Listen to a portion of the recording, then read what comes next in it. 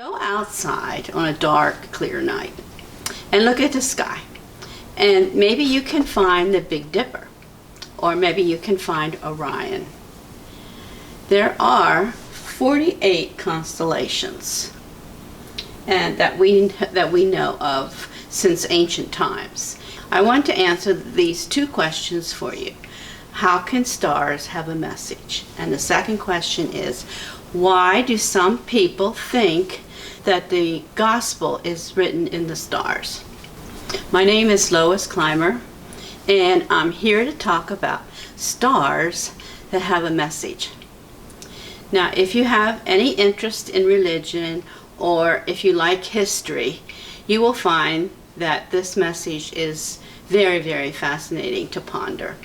So first of all, how can stars tell a message? So let's take a look at Virgo.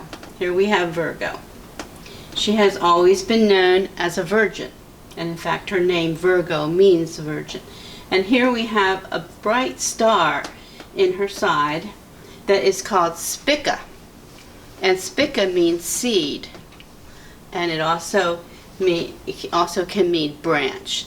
And so if we move down here to Ophiuchus, this is Ophiuchus struggling with the serpent.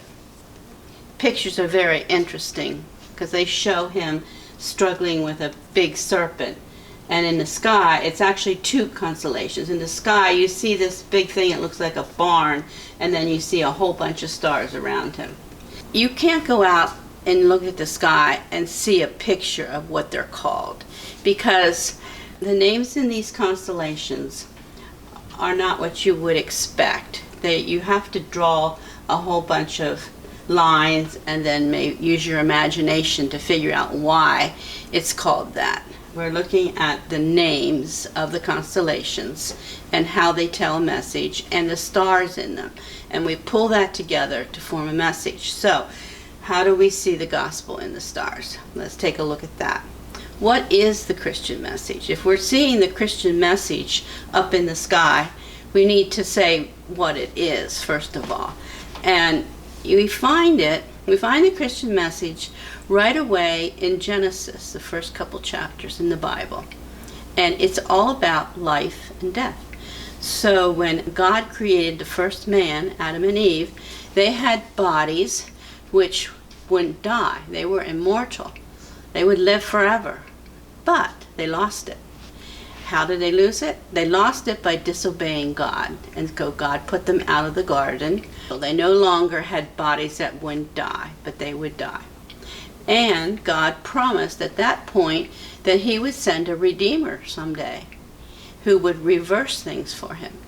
And this is what the Christian message is all about.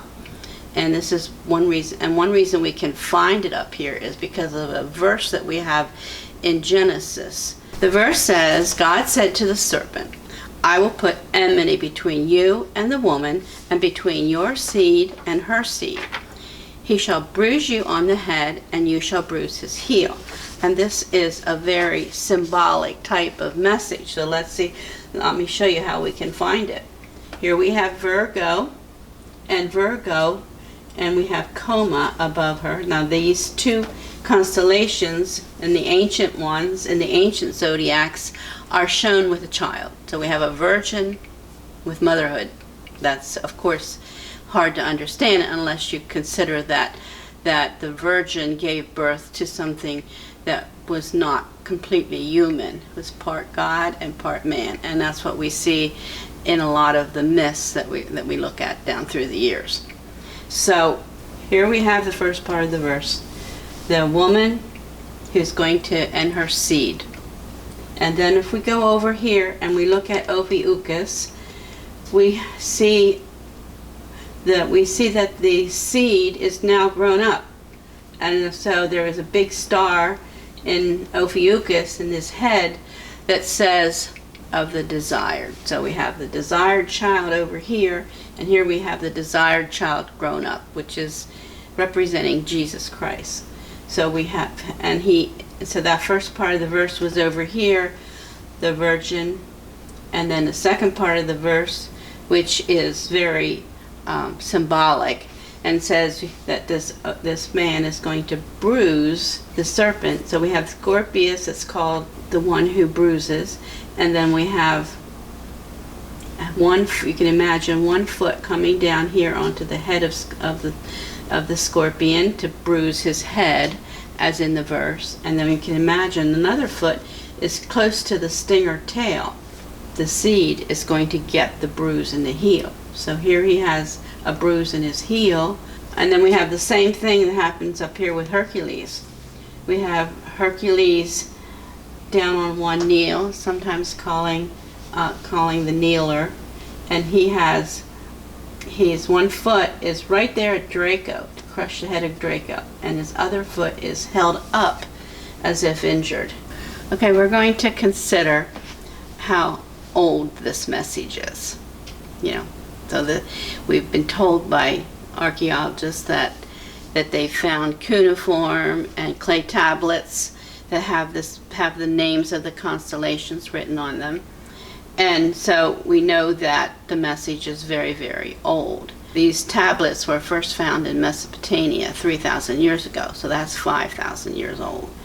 And another way we know that these stars are old is because there's similar messages all over the world. So if we collect zodiacs from all over the world, which is something that Frances Rollinger did, she studied these constellations, these zodiacs and constellations for 50 years, and she collected them from old ones and also different parts of the world, and she found that they were very similar. So obviously, if they were similar in different parts of the world, they must have originated in the very beginning the same place in order for them to spread out like that.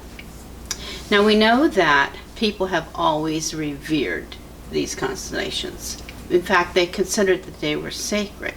And I used to wonder why the crazy myths that we see by the Romans and Greeks, the tales of Hercules and the tales of Perseus and some of those, I wondered why they were considered important enough to put in a classic education. But obviously there was something behind the craziness. There was nuggets of truth that were behind this craziness, and people recognized that there was something sacred there.